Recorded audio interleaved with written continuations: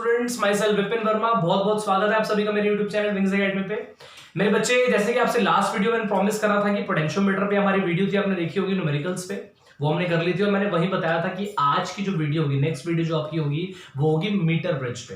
तो मेरे बच्चे, आज हम वो टॉपिक आपके लिए लेकर आ गए हैं मीटर ब्रिज के। अगेन बहुत ही इंपॉर्टेंट 3 क्वेश्चंस जिसके बिहाफ पे कॉन्सेप्ट बहुत अच्छे से क्लियर हो जाएगा बच्चे, ये प्रॉमिस करता हूं। और वीडियो के लास्ट में आपको ये बात फील हो जाएगी। लेट्स स्टार्ट मेरे बच्चे। नाउ स्टूडेंट्स, हमारे जो क्वेश्चंस होंगे उसमें एक बात ध्यान रखिएगा, फिर से वही काम, एक कॉमन डायग्राम रखूंगा, उसी कॉमन डायग्राम से कोई भी क्वेश्चन मीटर ब्रिज का हो आसानी से सॉल्व हो जाएगा। थोड़ी सी मॉडिफिकेशन सिंबल्स की होगी, वो तो हम क्वेश्चन वाइज करेंगे। डोंट गेट पैनिक बच्चे, फोकस रहना, देखिएगा मजा आ जाएगा आपको वीडियो में। मैं स्टार्ट कर रहा हूं बच्चे। मैं सबसे पहला question, in a metre bridge the balance point is found to be 39.5 centimetre from the end A. मेरे बच्चे, आपको जो ये वैल्यू पता है ये होती है एल, और बच्चे को पता है ये कितना होता है बच्चे, 100 माइनस एल। चलो ये भी क्लियर है।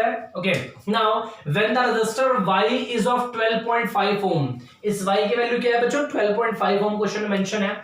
Determine the resistance of the X, आपको X निकालना है, ये बात भी क्लियर है। आगे पूछा है क्वेश्चन में, what happens if the galvanometer and the cell are interchanged at the balance point of the bridge, would the galvanometer show any current? ये आपका क्वेश्चन है। तो दो पार्ट्स में आपका क्वेश्चन है। फर्स्ट पार्ट है आपको X की वैल्यू निकालनी है जब आपको Y की वैल्यू पता हो। ध्यान से देखिए मुझे, हमें जो क्वेश्चन में गिवन है वी है, फटाफट से आपको L पता है कितना है बच्चे, 39.5 सेंटीमीटर। अगर मैं वैसे बात करूं तो मेरे बच्चे, हर बच्चे को पता है 100 माइनस L कितना हो जाएगा आपका, 50.5 सेंटी। या हमारे अगर वैसे बात करेंगे बच्चे तो कितना हो जाएगा ये, इसको अगर सीधा मैं सॉल्व करूं 100 में से अगर मैं 40 माइनस करूं तो 60 होता है। तो मतलब 59.5 सेंटीमीटर ये वैल्यू आ गई आपकी अगली टर्म, है ना। एल निकाल लिया, 100 माइनस एल भी आपने निकाल दिया बच्चे। नाउ आगे देखते हैं, आपको क्वेश्चन में वाई भी पता है। क्वेश्चन में y कितना है बच्चों, 12.5 ओम। चलो ये भी ठीक है, आपको x की वैल्यू कैलकुलेट करनी है। तो ध्यान से देखिएगा बच्चे, according to the balanced network या according to the balanced principle of the, किसका बच्चे, WB stands for Wheatstone bridge, है ना। उसके अकॉर्डिंग क्या कहता है वो, x by y is equal to what, L upon 100 minus L। मेरे बच्चे L की वैल्यू कितनी है आपके सामने, अगर मैं देखूं 39.5, और ये कितना हो गया बच्चे, अगर मैं इसको ऑब्जर्व करूं 59.5, अगर आप देखेंगे बच्चे तो डायरेक्टली आपको यहां से x मिल जाएगा y times of the 395 upon 595। बच्चे y कितना है आपके सामने, 12.5। स्टूडेंट्स 12.5 इंटू 395 अपॉन 595, आप देखेंगे आपका आंसर आ जाएगा ओम में, बिकॉज आप जानते हैं रेजिस्टेंस है, कोई दिक्कत नहीं है। ये आपका फर्स्ट पार्ट आ गया। आप ध्यान से मेरे बच्चे देखना, आगे क्या बोल रहा है वो देखते हैं। भाई क्या होगा अगर गैल्वेनोमीटर और सेल जो है वो आपस में इंटरचेंज हो जाए at the balance point. Very important point है। आंसर है नो चेंज, कुछ भी नहीं होगा, सर्किट में कोई भी फ्लक्चुएशन नहीं होगी। क्यों? क्योंकि एट द बैलेंस पॉइंट कोई भी करंट फ्लो नहीं हो सकता इन द सेकेंडरी सर्किट। लिख दूंगा बच्चे, बच्चे बेसिकली क्या लिखूंगा मैं, नो चेंज। इसका रीजन क्या है, no change because at balance point no current will flowing through the circuit। अगर मैं बात करूं बच्चे सेकेंडरी सर्किट बोल दो तब भी कोई दिक्कत नहीं है, एक ही मतलब है इसका, तो इससे लिए कोई फर्क नहीं पड़ेगा। और उसमें आगे क्या बोल रहा है, would the galvanometer show any deflection? Answer है नो डिफ्लेक्शन, बिकॉज जब करंट ही फ्लो नहीं हो रहा तो गैल्वेनोमीटर बेचारा क्या डिटेक्ट करेगा, कुछ भी डिटेक्ट नहीं करेगा। ये था बच्चे मजाक में आपका पहला क्वेश्चन। मुझे उम्मीद है आपको इतना समझ में आ गया होगा अच्छे से। नाउ क्वेश्चन नंबर 2 पे जब आप लोग आ गए हैं बच्चे, ध्यान से देखिएगा क्वेश्चन नंबर 2 को। अब इस क्वेश्चन में क्या है जरा उस पर नजर मार लेते हैं बच्चे। क्वेश्चन नंबर 2 बेसिकली आपसे क्या बोलना चाह रहा है, with two resistance wire in the two gap of the meter bridge the balance point was found to be 1/3 meter from the zero end। मतलब मैं मान लेता हूं x और y हमारी इसी फॉर्मेट में हमारा क्वेश्चन है, और आपको बता रहा है बच्चे कि इसी फॉर्म में आपको बेसिकली करना क्या है वो देखते हैं। स्टूडेंट्स आपका एम बेसिकली ये है कि आपको इसमें से कैलकुलेट करनी है इसकी value. Now students, when a 6 ohm coil is connected in series with the smaller of the two resistance, the balance point is shifted The balance point shifted to a 2/3 meter from the same end. Find the resistance of the two wires. Basically calculate करना है। ये question आपका बहुत ही आसान है और अच्छा question है। थोड़ा सा क्वेश्चन टफ हो गया हमारा मीटर ब्रिज में, जरा उसको देखिएगा और कॉन्सेप्ट इससे बहुत स्ट्रांग हो जाएगा आपका। इसको पार्ट्स में करूंगा क्वेश्चन को मैं। क्वेश्चन नंबर 2 देखिए, इस क्वेश्चन को दो पार्ट्स में पढ़ूंगा बिकॉज आपको केस वाइज क्वेश्चन है। क्या बोल रहा है देखो, दो रेजिस्टेंस है एक्स और वाई फॉर्म में क्वेश्चन में ये बना है। बैलेंस पॉइंट कितने पे आ रहा है, 1/3 metre from the zero end. First case मान लेते हैं, आपका केस नंबर फर्स्ट, जब कुछ नहीं हो रहा तो सिंपली आपको एल कितना बता दिया बच्चों, क्वेश्चन में कितना है 1/3 मीटर। मतलब अगर ये 1/3 मीटर है तो 100 माइनस एल कितना हो जाएगा, अगर मैं इसको ऑब्जर्व करूंगा बिकॉज ये मीटर में है तो मेरे बच्चे 100 का मतलब क्या है 1 minus L. Keep in mind, समझे बच्चों कैसे, 100 सेंटीमीटर में होता है और ये मीटर में है, ये आप देखेंगे। तो 1 माइनस 1/3 इज व्हाट 2/3 मीटर। आपको दोनों वैल्यू पता लग गई। नाउ स्टूडेंट्स अब देख लेते हैं तो क्या होगा, x by Y is what l upon 1 minus L. तो अगर मैं देखूंगा तो कितना हो जाएगा बच्चों 1/3 अपॉन ये कितना हो जाएगा हमारा 2/3। स्टूडेंट्स टर्म कैंसिल होते ही कितना हो जाएगा 1/2। तो बच्चे यहां से अगर मैं ऑब्जर्व करूं तो आप ये कह सकते हो कि भैया y की वैल्यू कितनी हो गई 2x। ये मेरी फर्स्ट इक्वेशन आ गई मजाक मजाक में, इजी। नाउ इतना हो गया यहां तक ना, आगे बढ़ते हैं। क्वेश्चन बच्चे सॉल्व ही ऐसे करने होते हैं मीटर ब्रिज के, केस वाइज क्वेश्चन को सॉल्व करो, कुछ भी नहीं बचता। पहले क्वेश्चन में तो बेचारा एक ही केस था तो मैं इसको वैसे सॉल्व करूंगा, यहां दो केस बन रहे हैं, दूसरा केस देखते हैं वो क्या है। When a 6 ohm coil, we can conclude that resistance, we can consider resistance, ठीक है। when a 6 ohm coil is connected in series with the smaller of the two resistance, left हो याद रखना बच्चे, लेफ्ट रेजिस्टेंस को हमेशा smaller मानते हैं, राइट रेजिस्टेंस को हमेशा लार्जर मानते हैं, नॉन रेजिस्टेंस है।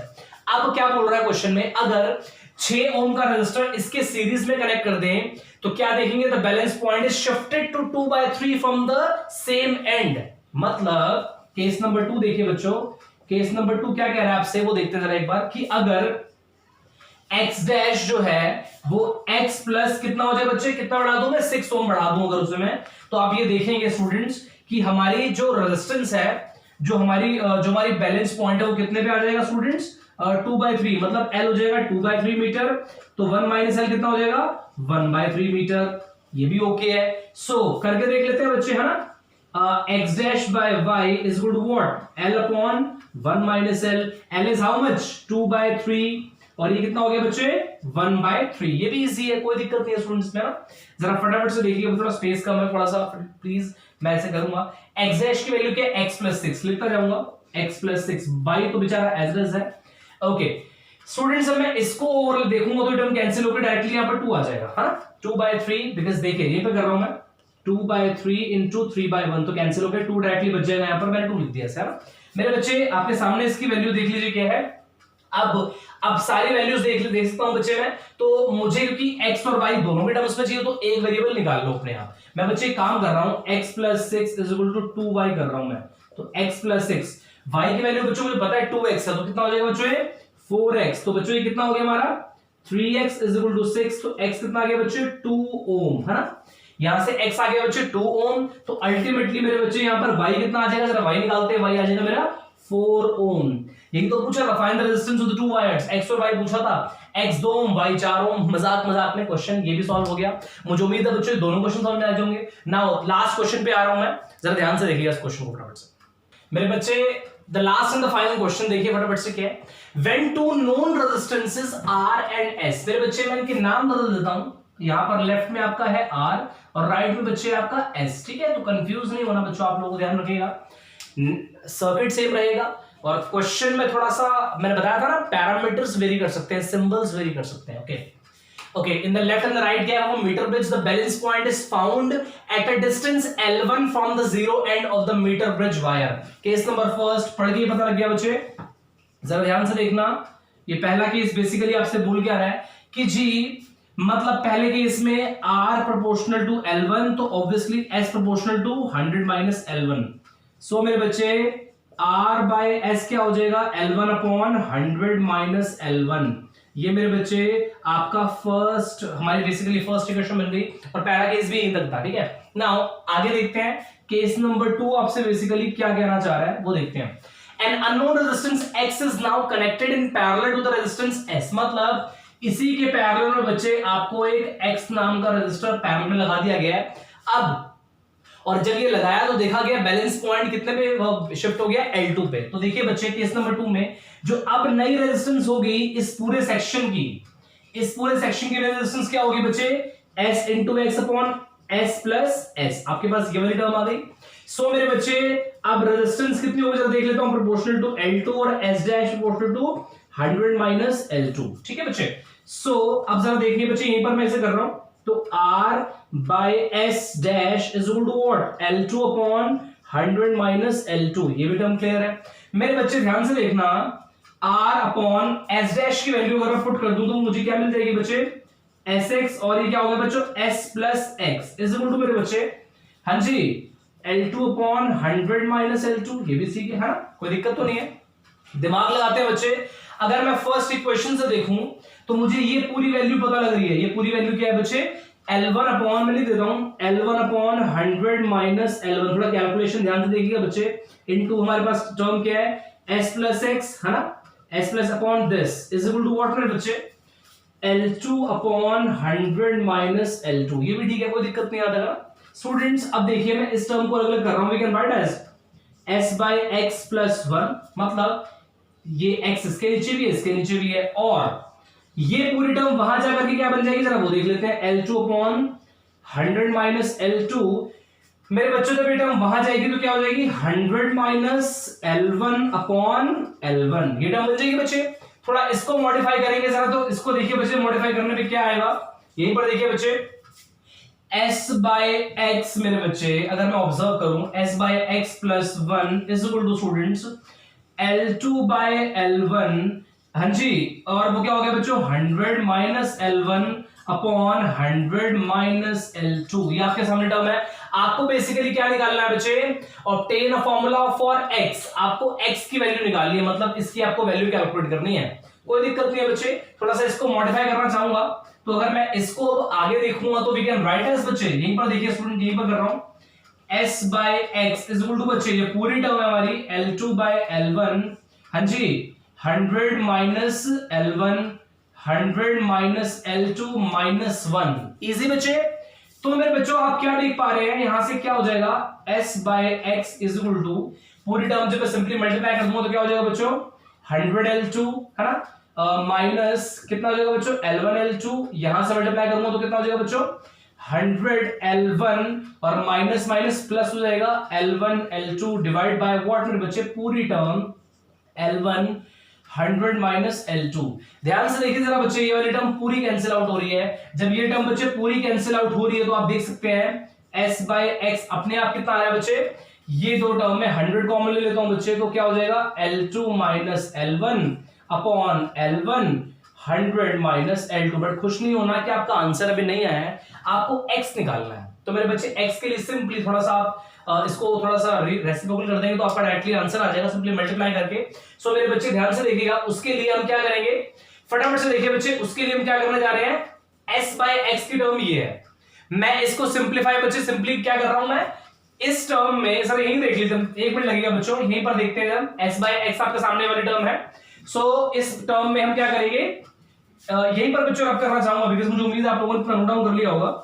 यहीं पर देखिए स्टूडेंट्स, अगर मैं x निकालूं तो वो कितना हो जाएगा, L1, हाँ जी, L1 ये आपके सामने टर्म आ गई है, into 100 minus L2 divide by 100 of what, L2 minus L1। ये है ना, ये वाली टर्म तो पूरी चलेगी यहां पर इनटू s। बच्चे इस सिंपलेस्ट फॉर्म में आपका आंसर आ गया है, और ये था एक बहुत ही इंपॉर्टेंट क्वेश्चन आपके इस पूरे मीटर ब्रिज लेक्चर का सबसे इंपॉर्टेंट क्वेश्चन, आपका लास्ट क्वेश्चन, क्वेश्चन नंबर 3। मुझे उम्मीद है बच्चों आपको कॉन्सेप्ट बहुत अच्छे से क्लियर हो गया होगा, चाहे पोटेंशियोमीटर हो या मीटर ब्रिज, दोनों के कॉन्सेप्ट क्लियर हो गए होंगे बच्चे। जैसे कि आप जानते हैं व्हीटस्टोन ब्रिज हो गया, मीटर ब्रिज हो गया, केवीएल हो गया, इन सब पे मैंने अलग अलग से न्यूमेरिकली आप वीडियो बना रखी है, मेरे चैनल पे अवेलेबल है, जरूर देखिएगा, बहुत कुछ इंटरेस्टिंग है इसमें लिए। और बच्चे आज के लिए इतना ही, आप लोगों से नेक्स्ट लेक्चर में मिलूंगा। Thank you so much.